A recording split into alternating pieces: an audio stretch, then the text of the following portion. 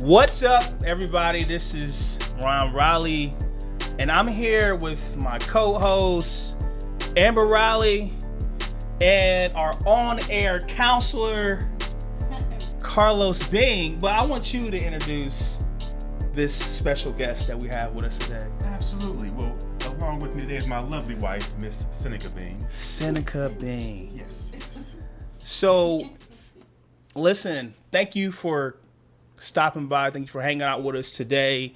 As you know, we've been covering a lot of different topics. Last time you were here, we talked about mental health. Mm-hmm. Yeah. And after that conversation, we got the devastating news that a pastor had committed suicide. Mm-hmm. So we want to kind of, look at that and say, wow, pastors go through while they're actually shepherding us and leading us to Christ. So we have to be more attentive to that at the end of the day. But we want to kind of talk about suicide, its effects. Seneca, I know you're school counseling. You do your stuff as well. But let's kind of lay it out there. Why is it important to choose life? Ooh, why is it important to choose life? Yeah. When I think about the choice to commit suicide, I think of the thing that comes to my mind is God gave us these lives, and God has a predetermined time of how long we're supposed to be here. And when we make the decision, if someone makes a decision to commit suicide, that means they're changing the trajectory of what God has pre-designed. And that's a major issue. Yeah. So for me, that's what immediately comes to my mind is it being I call it a major issue, but it's just wrong. It's just a terrible thing. Yeah. I think when somebody commit suicide and they have never really discovered their purpose in life, they are actually cheating other people's out of their, us really seeing what their full potential was. Mm-hmm. What I mean by that is Miles Monroe, he has this statement and he says the richest place in the world is the graveyard, which is deep because in the graveyard, you have all of these never-seen artwork. You have all this never-seen potential. The first black president, besides, let's say Obama, let's say if Obama committed suicide. Mm-hmm. We have that. You have architect buildings. You have poems. You have doctors. You have cure for all diseases. And when a person takes their own life, they are actually cheating the billions and billions of people. And not only that, but they're neglecting their God-given purpose. Now, I know you can't really make an excuse for it, so I don't want to be like, I'm not being negative towards it, but I'm saying like, I could never, or I would never have that desire to, kill myself when I know there's so much more that I have to accomplish. Absolutely. So what's your thoughts on that, Amber? I want to say that you said that there's, so much more for you to accomplish, but I think that a lot of people aren't in that place yet, and they don't know, or they haven't realized, or they haven't learned, or they haven't had somebody to talk to them to explain to them that there's a reason why they're here. And so when things get dark, and me and you, even I've been in a dark place before, but because of my background, I'm a pastor's daughter, I recognize that this voice is not God right now. And, and being in that place, and when I heard that voice say, you should just take all the rest of those pills over there, because I said, you know what? I get up, I'm going to call my daddy, tell him rent me a car, I'm going to Youngstown. So I can get some clarity. But there's a lot of people out here, and that's one of the reasons why, we're doing this, so that, maybe somebody might listen or hear, but I think that is, some people just don't know. And I feel that even if people do have a support system and people that I can talk to, because the pastor that you mentioned, he sometimes that's a lonely place because you are having people pour a lot of things on you, And so if you don't have that outlet or a way to be able to share what's happening, be able to talk about what's happening, to be able to express to someone that you are feeling like you're in a dark place without it getting everywhere, because he's supposed to be the shepherd of his church and he is supposed to carry all of this weight. But pastors and others who are in leadership roles also need to have that outlet and that support system. And number one, their relationship with the Lord to be strengthened, so that they are not, when they are in that dark place, they don't feel like they have to take those pills or whatever that is. Do you think sometimes that, people forget that pastors are human beings? Oh, yes. Like they have, our pastor, he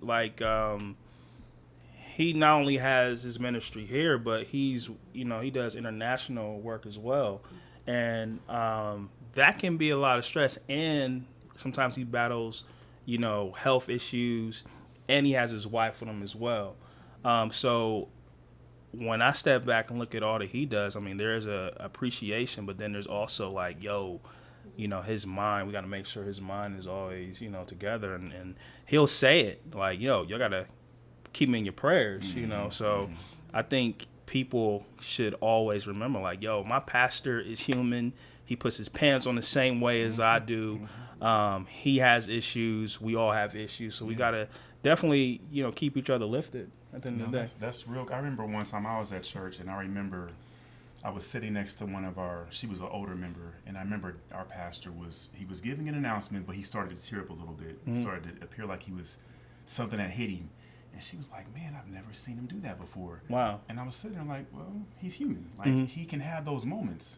But I didn't say it to her, but I'm thinking the expectation of those that lead us, it's like they can't behave that way. But like, to your point, they're human. They have those moments, and they should be able to express just like we do.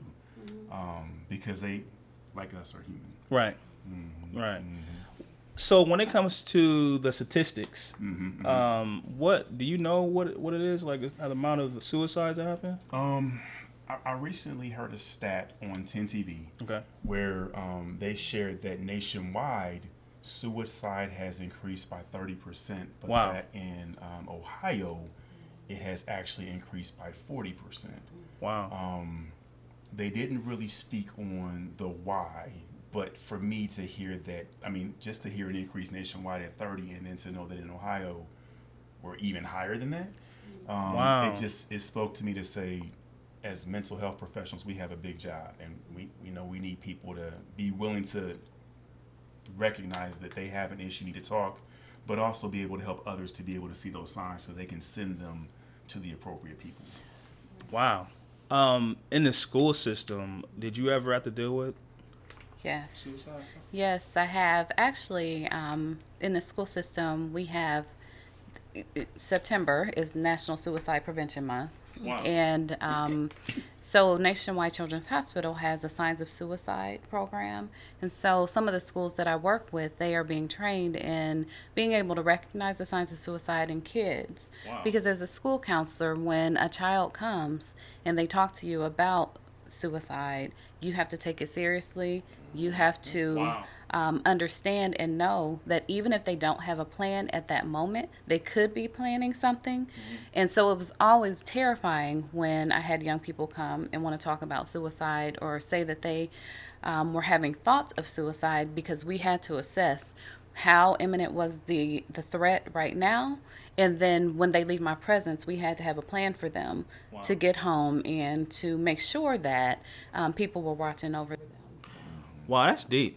I mean, that's the future dealing with it. And I mean, we talked before about the pressures of, that we see through social media. Mm-hmm. I know for instance, like most people don't know this, but my wife does. Like 2 years ago, I think it was 2 years ago, there was a article that came out about me and Fatiku, into where it was like it went viral. It was like over 4 million people. And they were, was it 4? I don't think it was 4 million. What was it? It was a big number, but they were, saying stuff. And to one day, it was just like, I literally looked up to the clouds and was like, is there a way of escape? You know what I'm saying? But it was just like, and I told my daughter about it, and she busted out crying. Because it was just like, you just never know even a person in my position, you just be like, man, what you mean is there a way of escape? You know what I'm saying? You're like, nah, man, this too shall pass. Right. So it's just like, I think it's important to have, definitely have positive affirmations. Not only, be connected to a, church and have, type of spiritual guidance, but it's also important to have that professional licensed person that can actually give you the tools, because in church a lot of times a person who could be going through divorce, I don't know where that story was. I think you said there was a story that happened where like a family was getting ready to, they were going through divorce, or did you say it? Or did you remember that story? Someone said there was a story, I think it was between you two, a person was, I think it was you. A person, they were going through divorce, and then the wife left a note. I was. I ain't trying to get nobody in trouble now. No, I was watching it was a presentation by these two doctors, and they're actually in the UK. And they were giving these stats from the Mental Health Foundation that was talking about how that the absence of quality relationships was like one of the top killers of the human race, above obesity and like lack of exercise or something. The absence of quality relationships, and that's what we were talking about on the last time that we had our conversation, talking about love and mental health. But they were using this couple that they were counseling as an example, and they had these steps that they had them take. They hadn't actually filed for divorce, but they were taking them through these steps, and then at the end of their counseling, one of their last meetings, they were happy that they saw them. They were holding hands, they were laughing together, and they thought everything was all good. But the wife told them, like, it was a godsend that we met y'all. Wow. Because I had written a letter. The wife said she had written a letter to her husband saying if he was going to go through with the divorce, that, tell their son that she loves them, take care of him. She was going to leave it and go, like, walk out in front of a bus or something, because she just didn't want to live. And so, yeah, they were just talking about how, relationship, how it has an effect on the mentality up to suicide. That's deep, man. It is. It really is. When you think about this digital age, and like you can literally have full-fledged relationships without having seen anybody. You can just be on the phone and say, hey, what's up? And like never had that face-to-face interaction, and just had that one tool in front of you, nearly 24/7, and never had that human contact. It's a scary thing, man, but a lot of people are moving to that direction. And, right. To Amber's point, I think I saw that same discussion that overseas, I think it was in the UK, they had mentioned that because of the increase in social media, that and the lack of interpersonal relationships, you've seen a spike. So, wow. Yeah. And it's crazy to think about how we, even us, we're giving this message out, but there's still, like, at the end of the shows now, I clearly state, like, yo, if you need to be in a church, you don't have to go to my church. If you need a counselor, you don't necessarily reach out to Carlos, but you need to be in contact with somebody. Yeah. And it's scary that everything is going digital. Like, everything is going digital. And even, I've been guilty of it, because now I'm thinking, like, wow, because we're getting out of that interaction with each other, and it's good to be able to have this type of platform where you can share a message to the whole world, but you need that interaction. You need that encounter with a person. And a lot of people, I think they, of course we know there's people who, there's apps that you can just like make yourself look a certain type of way. So a person can hide themselves in this, world that is not real. And it's like, wow, no, you need to get out the house, you know, Go take a walk. go take a walk, like really have that interaction. So, And what's even more scary is, as connected, we are super connected by off platforms of social media, but people are even more lonely now. yeah, That's true. that's true. I've Like- had a lot of clients come and say, you know what my issue is? I think I'm lonely. And I'm like, I don't mean to laugh, but you know, how people like out to have a drink. And you on their couch, like, another lonely night. Dang, bro. Like, there's really an option for that. yeah. Like, yeah, that's crazy. Yeah. So what are some ways that, people can, combat those ideas of suicide? I know me personally, we have to understand historically that it's just not, us in this day and age that have thoughts of that. There's stories in the Bible where people have committed suicide. There was one story we were talking about with, wasn't it King Saul? He committed suicide, and there were others. So it's just not something that's just now happening. Right. This has been, but we have to have those avenues. So, of course, working out is a good way. Music, arts. What else would you say? I would say we have to realize it's not taboo to talk about your Right. feelings and how you are dealing with things, because a lot of times culturally we don't talk about a lot of things. We let things ride, or we act like it's not happening, and people are suffering because of that. Yeah. By not sharing, by not being open. Yeah. That's important. And then also in terms of tools, like you said, exercise, writing is helpful. I think that part of the challenge is that people don't feel comfortable communicating like this, right? Okay. So, but you got to have an avenue to get whatever's here out. And if that's writing, you can journal. You can draw. Yeah, drawings. Some people love to draw, even color in little pictures with crayons, even as adults. I mean, that can be therapeutic for some people. Right.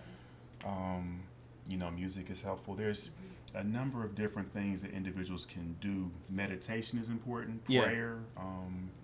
Deep breathing is helpful. I mean, you can go to YouTube and find some really good videos on how to just simply breathe. If you have an iPhone, it will Yes. tell you to breathe. Yeah. It's time to breathe. These darn smart devices. They sitting around just holding their breath for like 20 hours. Breathe, brother. Come on, man. Relax. Yeah, and most importantly, it comes down to knowing and identifying your purpose in life and never giving up. Yes. Never give up. Like if you're watching, I mean, I would say, if you're thinking about giving up, you need to reconnect with God and see what your purpose is. Most people, if they don't understand the reason for something, they abuse it. And I don't know if there's a life abuse, but that is something, that's something that happens. Like if a person doesn't understand their purpose in life, they will abuse it. And so it's important to, we were all created by God, and it's just like our smart devices. If we have a problem with our iPhone or Windows phone, whatever the case may be, we don't go to Cricket. Like the Cricket device and say, yo, I got a problem with my iPhone when they might not even be an authorized person to fix it. Right, you go to So right it's just there, like you gotta go to the source. I'm not gonna take my phone if I'm an Apple. I'm not gonna go to a Windows thing and say, hey, can you fix my phone? No, that's just like people who have problems with their faith and they're a Christian, but they go to Buddha. They go to all. And I'm not, you know what? You want to do your religion, but I'm Christian. You know what I'm saying? Make that known. But, we have to understand what our purpose is in life. We have to stay focused on that. And I think knowing that, connecting with the vision for your life, it helps you stay on track. So. I think if I can share this one thing, because obviously there's one side to suicide where you have the person who's thinking about it, but then there's also the side for those who may be able to help someone when they're in that space. So, there's 3 steps that I've researched about suicide. It's this ACT principle. Okay. ACT is an acronym for acknowledge, care, and then treatment. Okay. And so you brought this point up, or maybe Amber brought it up, or Cindy, you might have brought it up, but it's like if someone comes to you and says, I'm dealing with X, you can't just tell them get over it. You have to acknowledge, you have to acknowledge what's happening to that person. Like, you know what, I don't necessarily know what's going on with you, but I want you to know I'm here for you. So you want the person to know that you're there with them, whatever's going on, and then be able to provide care, whatever that level of care maybe that person needs, and then finally treatment. And that's really getting them to the right person, whether that's net care or if that's to a therapist, to be able to deal with those next steps. But the worst thing someone can do is just say, you know what, you'll be all right. Yeah, that's bad. And the other thing is, if a person has shared their plan, you gotta, if they've said, I'm thinking about taking some pills, maybe you hide the pills. Yeah. Maybe you put them up. Definitely. But you want to get that person the right kind of care they need, so that they can have the resources, the communication to be able to navigate through that situation. And you don't want to hold it in because, as a counselor, as a school counselor, we always have a confidentiality statement. And that statement always says if you are going to harm, whatever is said here stays here. But if you're going to harm yourself or someone else, then we have got to act on that. And so if someone comes to you and is talking to you about suicide, you've got to tell someone. Right. Yeah. Got to say something to somebody. That's across the board. Even, our jobs. Even, I don't know, I'm sure y'all have, like, protocol in the call center at work. Yeah. If, someone's on the phone, and we have that same, upstairs, there's certain protocols that we have to do. We have to take it seriously if it comes across. Absolutely. Even if it sounds like they playing, like, no. Yeah, That's nothing you play with. You got to take it seriously. Yeah. Well, cool. Is there any other last thoughts? Or those were our last thoughts? I don't know. What do you think? I think that was good. I mean, that was a lot of information. Yeah. So, as always, listen, if you are someone who is looking for a church home, listen, there's millions and millions of churches out there. Find you a church. If you like where we get our cooking at, we're at the Word Church, and they're at Faith Ministries, right? Yes. Both pastors will welcome you there. Also, if you have problem situations, you just need someone to talk to, please reach out to Amber and myself. If you need some professional counseling now, you can talk to us, but then we're going to hand you over to our cousins here.